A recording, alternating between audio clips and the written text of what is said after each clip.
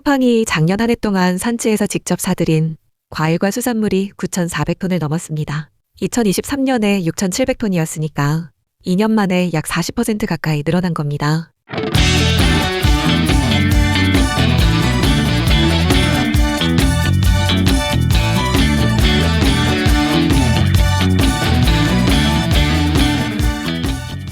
같은 시기에 홈플러스는 직원 월급도 못 주고 점포 17곳이 문을 닫았습니다.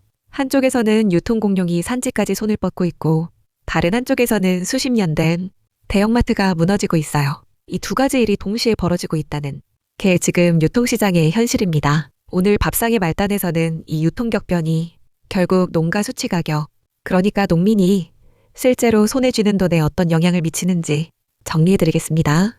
먼저 쿠팡 이야기부터 해보겠습니다.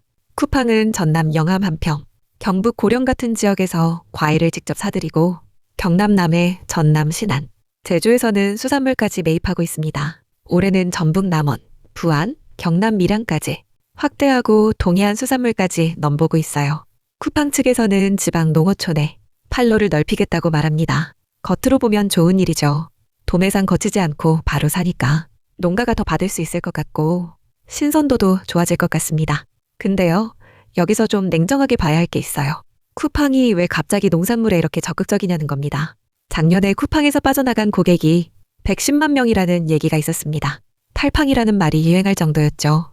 이런 상황에서 신선하고 저렴한 농산물이라는 이미지는 고객을 다시 잡아오는데 아주 좋은 무기가 됩니다. 그러니까 쿠팡의 상생이라는 건 순수한 선의만은 아니라는 거예요. 전략적 선택입니다. 그리고 더 중요한 문제가 있습니다. 지금은 쿠팡이 산지를 넓히는 단계니까 좋은 조건을 제시할 수 있어요. 하지만 시장 점유율이 충분히 커지면 어떻게 될까요?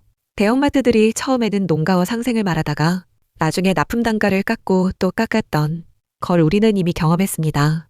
쿠팡이라고 다를 거라는 보장이 없어요. 게다가 쿠팡과 직접 거래하려면 일정 규모 이상의 물량을 안정적으로 맞춰야 합니다. 대규모 영농법인이나 조직화된 산지는 가능하지만 소규모 개별 농가는 쿠팡 거래 대상에 들어가기 어렵습니다. 결국 쿠팡과 거래할 수 있는 큰 산지는 새 판로를 얻고 못하는 작은 농가는 기존 도매상에 의존해야 하는데 그 도매상마저 쿠팡 때문에 거래량이 줄어들고 있는 겁니다. 농가 간 양극화가 벌어질 수밖에 없는 구조예요. 혹시 홈플러스에 납품하시던 분 계세요? 지금 상황이 정말 심각합니다. 홈플러스가 작년 12월부터 직원 월급을 나눠서 줬고 지난달에는 급여 지급 자체가 무기한 유예됐습니다. 거래처 납품률이 평소의 45% 수준으로 떨어졌다는 건 물건을 보내도 돈을 못 받을 수 있다는 뜻이에요. 매장 매대가 비어가고 있고 세금과 공과금도 몇 달째 체납 중입니다. 점포 17곳이 이미 문을 닫았고 2월 한 달에만 7곳이 폐점됐어요. 월 고정비가 1,000억 원이고 운영적자가 월 500억 원인데 긴급자금 3,000억 원 투입마저 늦어지고 있습니다. 국회에서는 대주주인 MBK 파트너스가 사실상 의지가 없다는 지적까지 나오고 있어요. 부동산 자산 팔아서 빚 갚고 빠지려는 거 아니냐는 겁니다. 이게 왜 농민 이야기냐고요. 홈플러스는 한국 농산물 유통의 주요 채널 중 하나였습니다. 여기에 직접 납품하던 산지 농가들은 대금을 못 받고 있을 가능성이 높아요. 그리고 이건 홈플러스만의 문제가 아닙니다. 오프라인 대형마트라는 유통 채널 자체가 줄어들고 있다는 신호거든요. 그러면 온라인으로 가면 되지 않느냐? 이런 생각을 하실 수 있습니다. 실제로 한국농수산식품유통공사 AT가 운영하는 온라인 도매 시장이 출범 3년 만에 누적 거래액 1조 2천억 원을 돌파했습니다. 산지 조직이 직접 판매자로 참여하고 대량 수요처가 바로 구매할 수 있는 구조예요.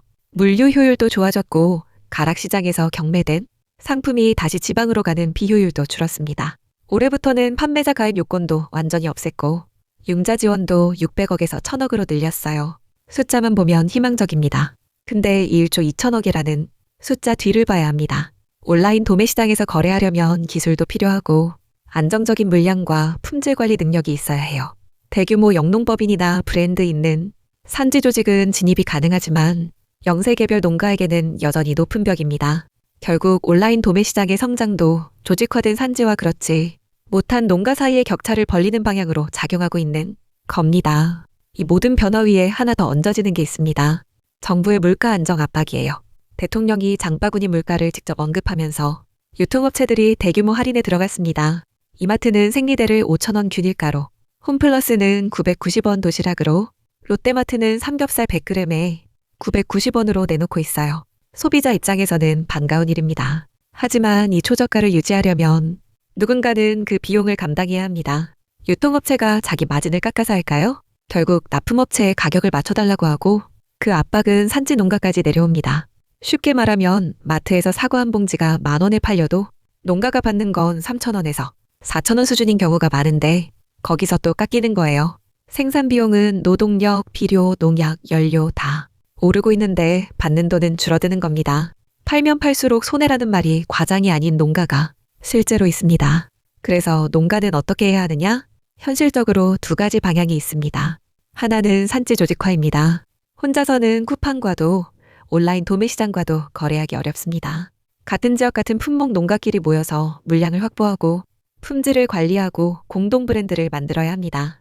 쿠팡이 전남 영암이나 경북 고령에서 직매입할 수 있었던 건 그 지역에 조직화된 산지가 있었기 때문이에요. 다른 하나는 차별화입니다. 단순히 원물을 내다 파는 것만으로는 가격 경쟁에서 이길 수 없습니다. 브랜드를 만들고 가공상품을 개발하고 산지 직배송에 스토리를 입히는 방식으로 부가가치를 높여야 합니다. 물론 이게 말처럼 쉬운 일이 아니라는 거 잘 압니다. 농사만으로도 하루가 모자란데 마케팅까지 하라는 게 현실적이냐고 하실 수 있어요. 그래서 정책이 필요한 겁니다. 농산물 최저가격 보장이든 직불금 현실화든 대형 유통의 부당한 단가 인하를 규제하는 장치든 개별 농가의 노력만으로는 안 되는 부분을 제도가 받쳐줘야 합니다. 이 뉴스가 결국 말하는 건 이겁니다. 유통이 바뀌고 있는 건 막을 수 없는 흐름입니다. 쿠팡이 산지로 들어오고 온라인 거래가 늘고 오프라인 마트가 줄어드는 건 되돌릴 수 없어요. 문제는 이 변화의 과정에서 농민이 더 약해지고 있다는 겁니다. 상생이라는 말, ESG라는 말, 물가 안정이라는 말 뒤에서 실제로 농가 수취 가격은 떨어지고 있고 생산 비용은 오르고 있습니다. 유통구조가 아무리 효율적으로 바뀌어도 농사 짓는 사람이 농사로 먹고 살 수 없으면 그건 실패한 변화입니다. 지금 한창 올해 농사 준비하고 계실 분들이 많으실 텐데요. 이런 구조적인 변화가 내 농가에 어떤 영향을 미칠지 한 번쯤 생각해 보시는 계기가 되셨으면 합니다. 오늘도 밥상의 말단에서 전해드렸습니다.